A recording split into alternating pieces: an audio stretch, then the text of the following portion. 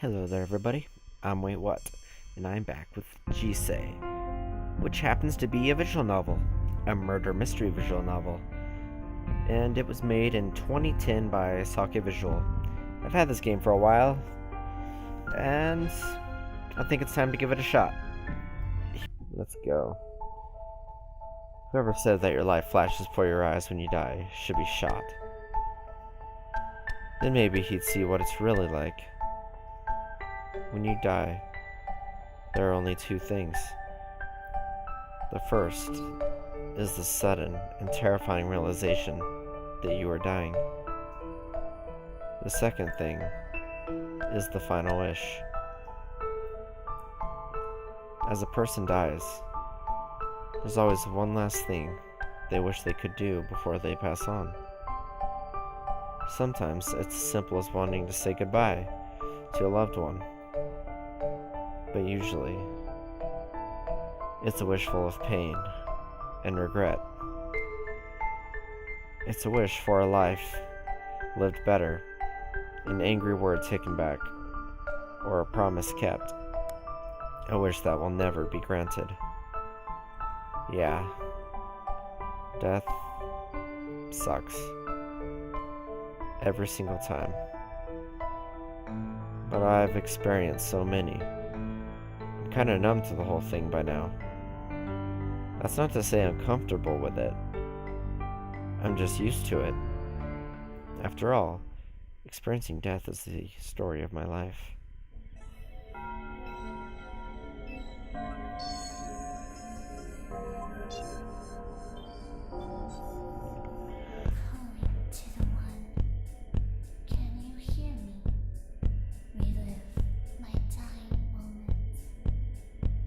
A song glance the wind, the words echo, falling on deaf ears. The translation is lost in a deep what remains. The songs of mystery, the desperate lyrics unveil the wise and cold, but still no resolution.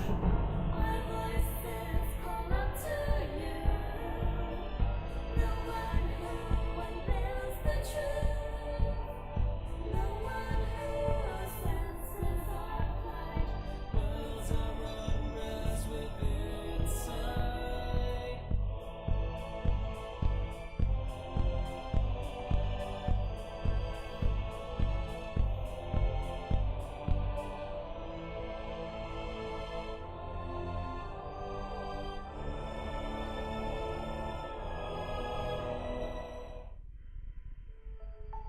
Well, that happened. That was interesting. Something about that music I kinda liked in a strange way. It wasn't your typical. I don't know. Anyway, that's gone. Where am I? I blink slowly, trying to get my bearings. This place doesn't look familiar. Then again, it's been 3 years since anything has looked familiar to me. I yawn as my mind slowly clears. The room I'm in is filled with the scent of freshly ground coffee. I hear something. A machine? Steam? Right. I'm in a coffee shop in some city called Edgewater. It's my second day in this city. Judging from the empty cup on the table in front of me, I stopped here for a coffee because I was getting sleepy. And then I fell asleep. Typical. I guess even a triple shot mocha latte is enough to keep me up these days. I wonder if I should get another one. Why not? I head over to the counter. No one else is in line since it's still afternoon. The girl at the counter grins as soon as she sees me. Did you have a nice nap? You saw me? Don't worry, you weren't snoring or anything. But I'd wipe that drool off your face if I were you. What? I'm kidding. You're fine. She laughs and winks at me. So, what can I get for you?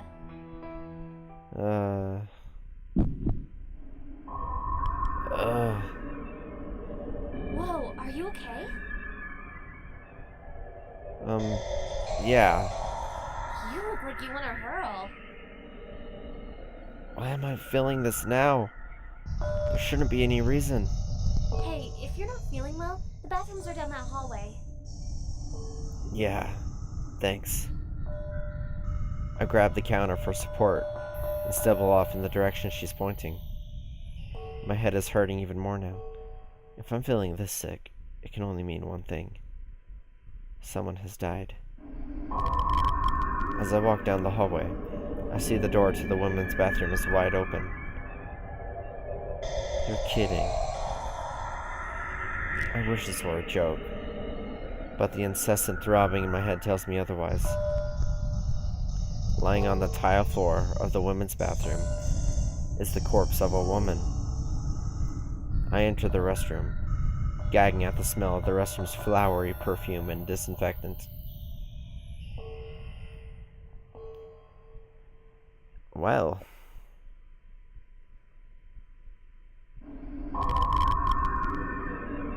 The knife sticking out of her chest doesn't make me terribly optimistic about what I'm about to do next.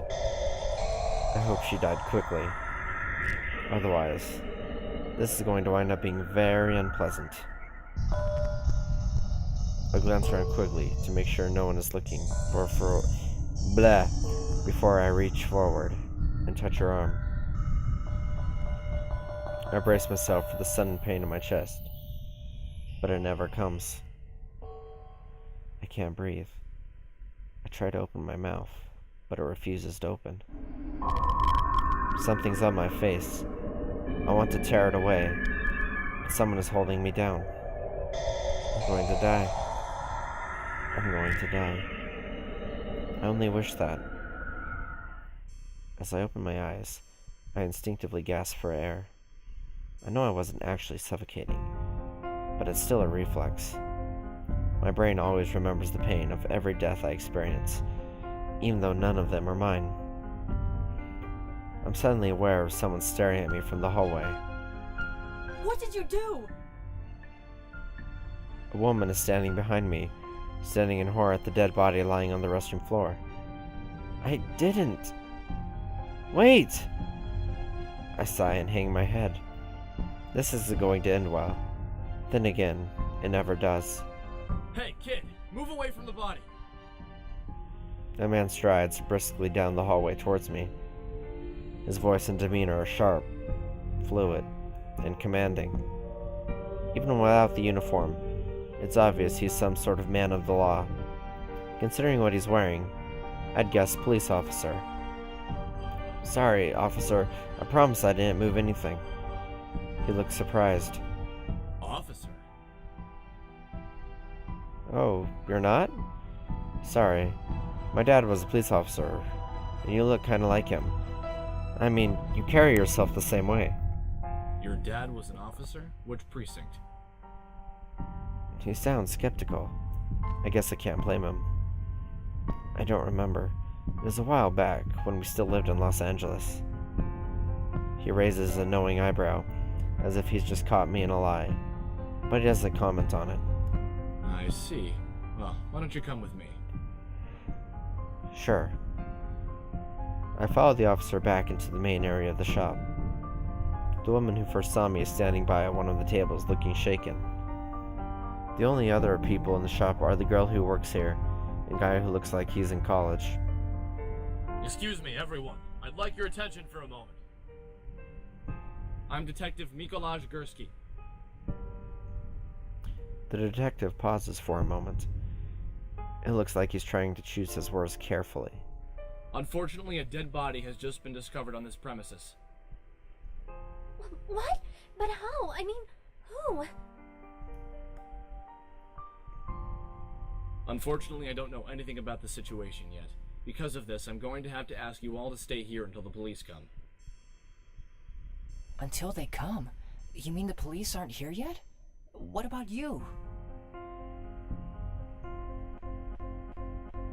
No. I'm technically not on duty right now, I just happen to be here. It was glitchy and frozen. Yay. Anyway. Actually, speaking of that, I see. that's safe. That's a lot of empty slots. Okay. Turn. What else do we got here? That takes me to that menu. Okay. Notes. Victim stabbed in chest from the front. Vision showed victim suffocating to death. Alright. Okay. If you don't mind, I'd like to speak with each of you separately for just a little bit. It'll help move the investigation along if I can start collecting information now. Is that okay? Sure, anything to help. Yeah, it's okay with me. Yes, it's fine. What about you, kid? It's fine with me. Right. Then we'll start with you. Come with me, please. Detective Gursky motions for me to follow him to the hallway, away from the rest of the coffee shop. As we walk down the hallway, I can't help but stare at the body in the bathroom. Detective Gursky glances at me and gently kicks the door of the bathroom. It swings in and bounces gently off the wall, closing with a soft thud. How are you feeling? Fine, I guess. You just saw a dead body and you're fine? He frowns at me. Never mind. Let's just start with your name. I'd rather not say. Why not? Because I'd rather not. An officer of the law is asking you a question. Yeah, you're not giving yourself a very good picture here. What's your name, dude? What's my name? Whatever. Then I plead the fifth. The Fifth Amendment is only applicable to testifying under oath in a court of law or other tribunal. Then I invoke my Miranda rights. Detective Gursky stares at me impassively. It's hard to tell what he's thinking, but I doubt he's pleased. Fine, no name then. Why don't you tell me what happened today? You mean about when I found the body? Anything you think is pertinent. Well, I came in here around noon today. I ordered a coffee, drank it, then fell asleep. You fell asleep after you drank a triple shot mocha latte? How do you know what I drank? Detective Gursky nods at the empty cup on the table where I was sleeping. Saw you snoozing when I came in. The mocha latte checkbox is checked off on the side of the cup, and the maroon sleeve around the cup is only used for triple shots. I am a detective here. And a serious one at that.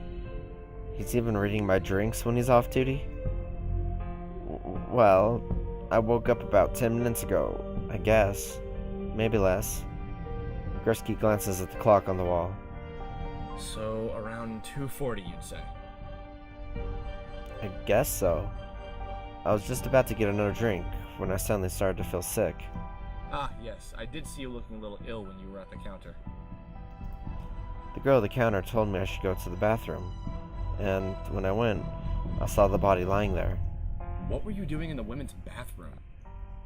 The door was open! We saw her there! The door was already open. I saw her from the hallway. Did you touch her? Even if I say no, they'll probably find my prints on her anyway. Yes. And why were you touching her? I wanted to see if she was okay. I didn't know she was dead at the time. The detective nods understandingly, but I doubt he believes me. Any idiot could have seen the knife in that woman's chest from at least 10 feet away. Is there anything else you'd like to say?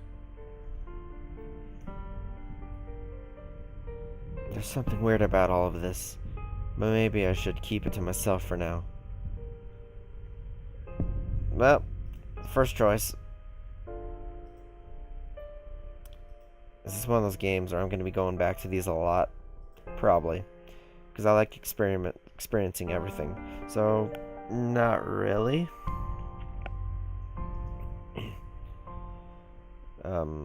Mouse? Not really. Then please wait in the main area. Sure. Detective Gursky follows me and turns to the rest of the people in the coffee shop. Would anyone like to go next? I'll go.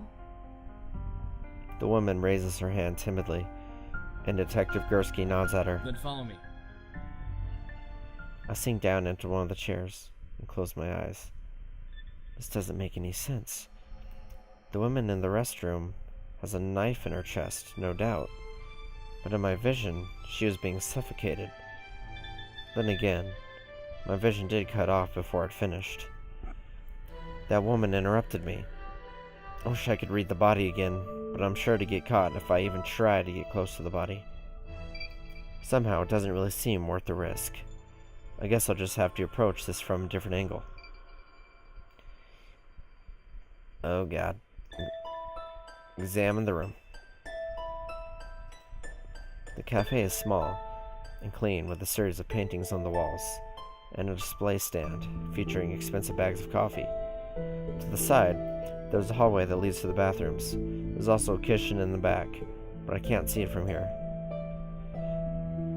Talk. Coffee shop girl. The girl who works at the shop is sitting a few tables away from me, staring at the ground. She looks up and notices that I'm looking in her direction. Surreal, isn't it? Huh? Knowing you're in the same building as a dead body, I mean. She smiles apologetically at me. By the way, my name's Chance. What a chance this is. Badum-tish. Right. Okay. Chance. This sounds like such a fake name. What should I ask? Oh god. Let's ask about her name. You have a rather unusual name. I get that a lot. The truth is, I changed my name. My parents named me Bertha. That's not exactly a good name for a famous singer. Interesting. You're a famous singer? Not yet, but I want to be. I know it's a crazy dream, but I'm willing to take the chance. That's why I chose that name. Get it? Chance? I'm pretty cheesy, huh? It's all good. Maybe not cheesy, but I think the name Bertha actually means famous.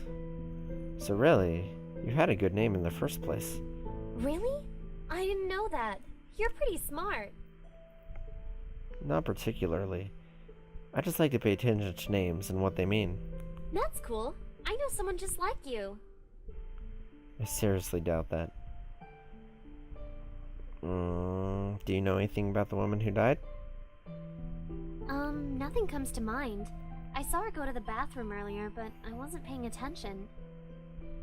Still, I think I would have recognized her if she was someone I knew. Do you remember what time you saw her?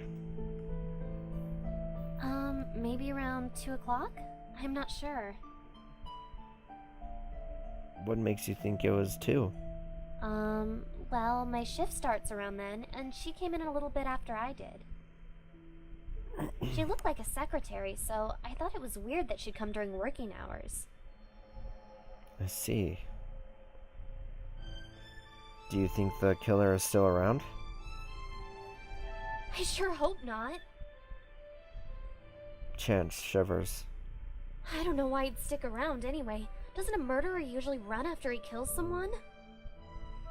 Good point. I hope I'm not interrupting anything. Detective Gursky approaches us. The woman he was speaking with trails closely behind him. As soon as she sees me, she quickly looks away. Nope, not interrupting anything. She's blaming me, but I guess I can't blame her, considering I was in that situation. Then do you mind coming with me? Not at all. Chance waves at me before hurrying off after Detective Gursky. About earlier. Don't touch me. The woman glares at me, her eyes laced with disgust.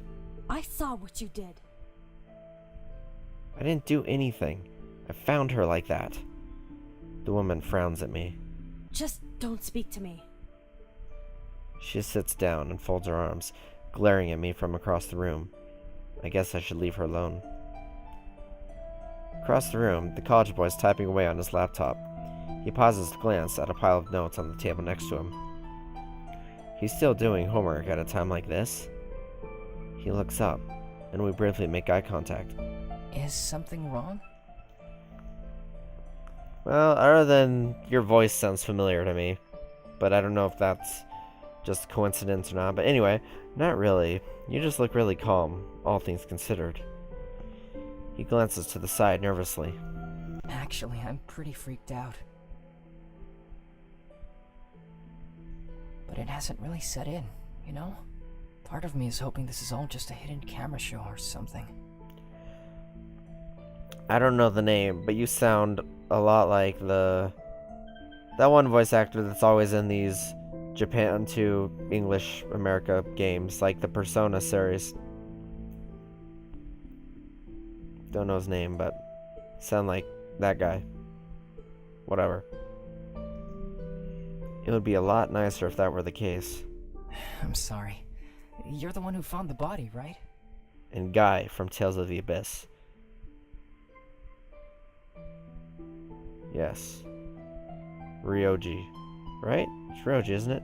Persona 3? I don't know, whatever. Yeah. He's silent for a moment. Is it scary? Seeing a dead body, I mean. I guess most people would be pretty terrified to see a dead body. Especially one that's obviously been murdered. Yeah. You look pretty calm too, you know? Excuse me? Oh, I guess I do. My name's Kizaki. What about you? I'd rather not. Kizaki blinks and stares off into the distance for a moment. It looks like he's spacing out. Are you okay? Huh? Oh yeah, I'm fine.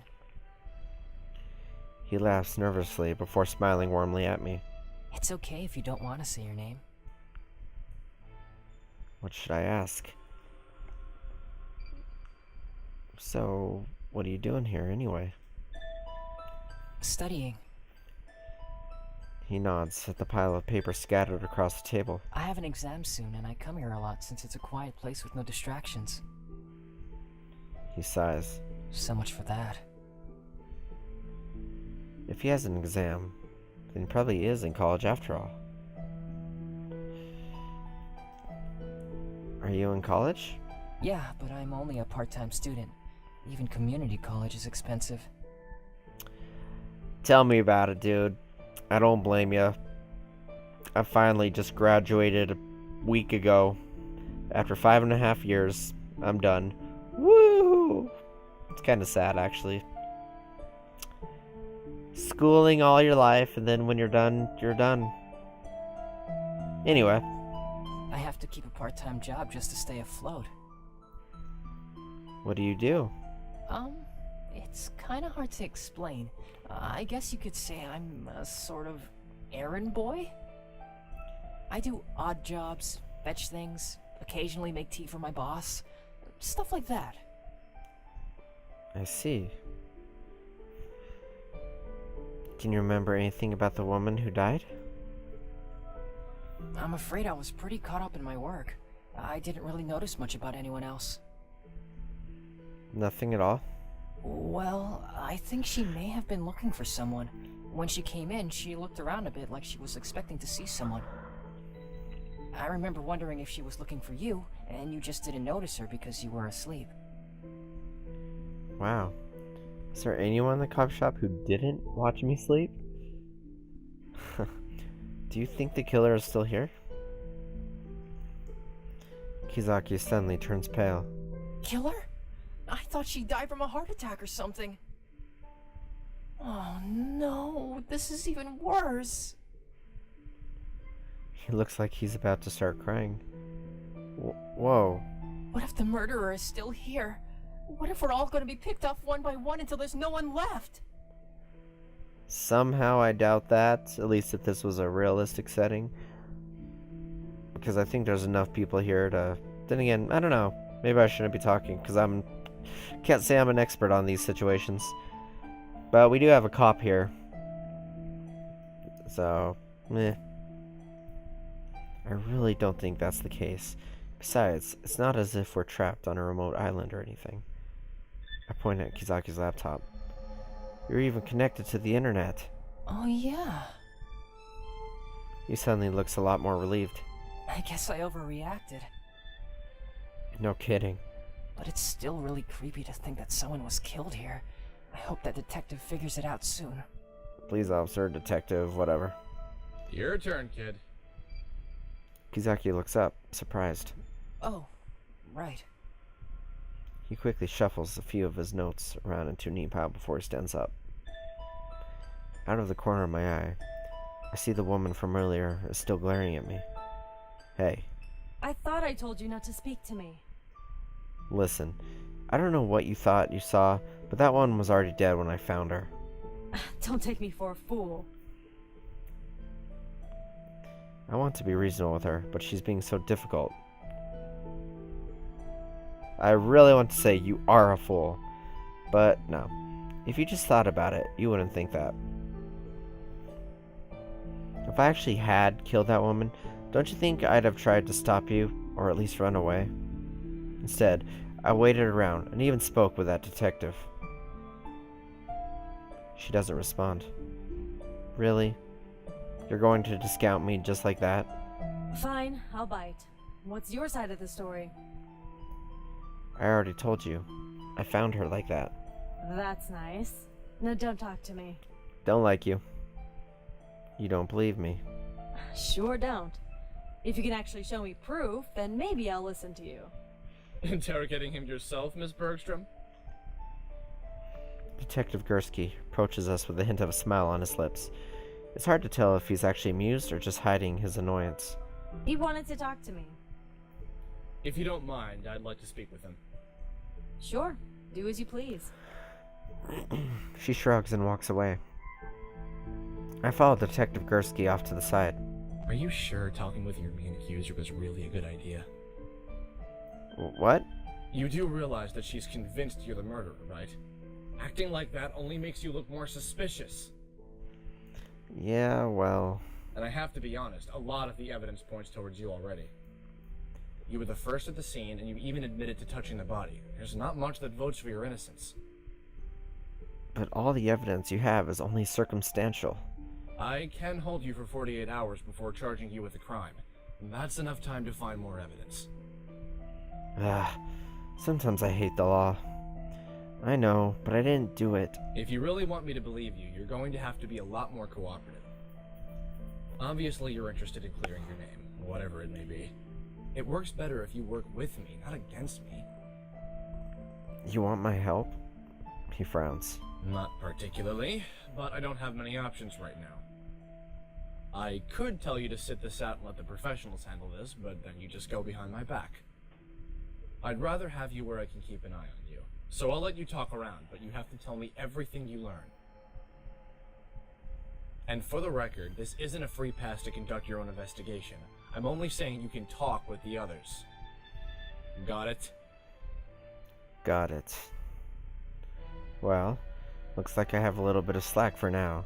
But even if he says that, it's not like he's given me any useful information to go off of. Alright. Well, that was interesting. Override that. And I'm not sure how long this has been, but I'm actually going to end this here. It's a decent stopping point. It set up the story, so yeah, another visual novel for you, and this one's a murder mystery. Well, I hope you enjoyed it. Thanks for